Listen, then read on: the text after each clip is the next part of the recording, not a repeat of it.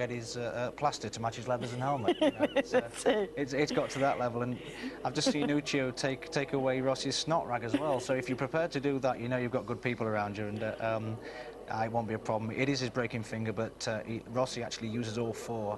When you see him in this practice, hopefully we'll get a close-up, but Rossi uses all four fingers on that brake lever, where you've got Marquez that just uses that one, where Marquez would find it much more difficult with that injury. Rossi shouldn't do with four, but Danny here, he's going to need all four fingers on the brake in this session.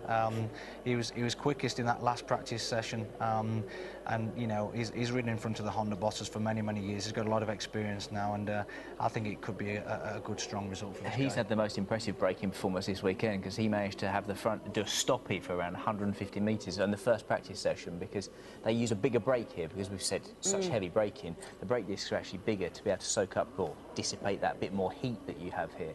And in the first session it caught him out a little bit, back wheel about a foot in the air for 150 metres, but still managed to get it into the corner. Well, he's the rider with the most GP wins at Montegi, 4 in total and 2 in the Premier class. But Dovi, that you just saw before Lorenzo, he also likes Montegi, and we heard from Lorenzo earlier, and he is definitely a man in form as well. So let's head back to Montegi and to your commentators to take us through qualifying 2. It's Julian Ryder and Keith Ewan.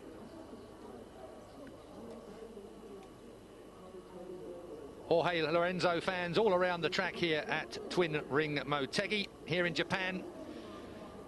Most of the world is focused on Vonfong, the typhoon that's blowing in from south of the islands here. But the rest of the world, the bit that counts as far as we're concerned, are focused on Motegi, where we are in for a cracking 15 minutes of the top 12 men in MotoGP going for it. We're waiting for Monday afternoon when our planes leave Japan. Then we'll be focusing on Vonfong, I'm sure. Well, with some heartfelt thoughts towards the Japanese, of course, who have been exceedingly good hosts for us here. As always, Keith. As always.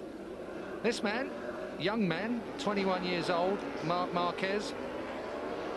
Has he got enough cameras strapped to his head as well? Straight out comes Iannone on the 29 bike then. Andrea Iannone, super soft tyre in the rear. And what have we got on? Yeah, we've got a super soft on the rear end of Cal Crutchlow as well, as far as I could see there. I'll tell you what, everyone's desperate to get out here really quickly. They want to have a good go at this. Lorenzo and Rossi waiting at the end of pit lane when the lights turn to green to get out on the track and get as much time as they can in this qualifying session. Lorenzo always does that. The rest wants a clear track. Yeah. Wants a clear track, wants to get out there and have a whole, what is it, 2.9 miles this place round? Something like that. Along those lines. 2.938 miles around here, 14 corners. Quick look over his shoulder to make sure he's got nobody in his slipstream. And he gets a clear track by going out fashionably late. Steady, yeah, absolutely. So we have got the MotoGP bikes out on track. This is the business end of it as we take a look at the tyre allocations. 4 front tyre allocations, 3 of which will be your pick for any of the teams. All 3, you can pick one from any 3, but as far as the rears are concerned, the 2 harder compounds are the factory bikes, and the 2 softer compounds are the open class bikes or the concession bikes, which are the Ducatis at the moment. I think that the same concession will be for Suzuki next year as well, because they're joining without any history. Recent history, I should say. Yeah. That was really well rescued. That was, yeah, I rescued that one just about. Suzuki, fantastic manufacturer, back with us, of course, next year. Mr. Hewitt, an ex-factory Suzuki rider, for those of you under 40. Or those of you that older, in fact. Yeah, I was going to say older.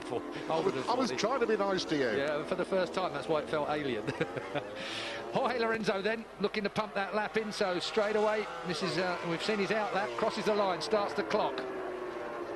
Jorge on the Yamaha, what will he be able to do here? Got the soft option.